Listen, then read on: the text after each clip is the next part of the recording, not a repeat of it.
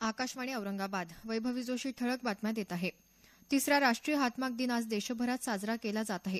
7 August या दिवसाला भारतीय इतिहासात वेगळं महत्त्व असून 1905 मध्ये याच दिवशी महात्मा गांधी यांनी स्वदेशी चळवळीला प्रारंभ केला होता. विविध स्वदेशी वस्तूंची निर्मिती आणि प्रकल्पांना पुनर्जीवित करण्याच्या उद्देशानं ही चळवळ सुरू झाली होती. या घटनेची आठवण म्हणून केंद्र सरकारनं 2015 पासून हा दिवस साजरा करण्यास प्रारंभ केला आहे. देशातला मुख्य समारंभ गुवाहाटी इथं होत आहे. औरंगाबाद जिल्ह्यातल्या पैठण इथंही राष्ट्रीय हातमाग दिनानिमित्त विशेष कार्यक्रमाचं आयोजन करण्यात आलं आहे. रक्षाबंधनाचा सण आज साजरा होत आहे. राष्ट्रपती रामनाथ कोविंद, उपराष्ट्रपती हमीद अन्सारी आणि पंतप्रधान नरेंद्र मोदी यांनी देशवासियांना रक्षाबंधनाच्या शुभेच्छा दिल्या आहेत. मुंबईतल्या बेस्ट कर्मचाऱ्यांनी आपल्या विविध मागण्यांसाठी मध्यरात्रीपासून संप पुकारला आहे. त्यामुळे मुंबईत आज वाहतुकीवर परिणाम होण्याची शक्यता आहे.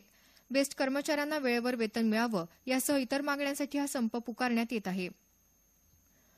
वस्तू आणि सेवा कर जीएसटी लागू झाल्यानंतर अंदाजे 1 डझन वस्तूंच्या रोजच्या किमतींवर लक्ष ठेवलं जात असल्याचं केंद्रीय कर मंडळाच्या अध्यक्षा वनजा सरना यांनी सांगितलं आहे. पीटीआय या वृत्तसंस्थेला दिलेल्या मुलाखतीत त्या बोलत होत्या. जीएसटी लागू झाल्यानंतरच्या परिस्थितीवर आपला विभाग लक्ष ठेवत असून येणाऱ्या अडचणी सोडवल्या जात असल्याचं त्या म्हणाल्या.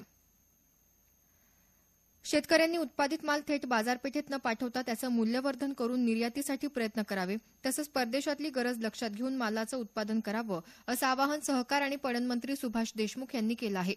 पुणे इथं आयोजित खरेदीदार विक्रेता संमेलनात ते बोलत होते.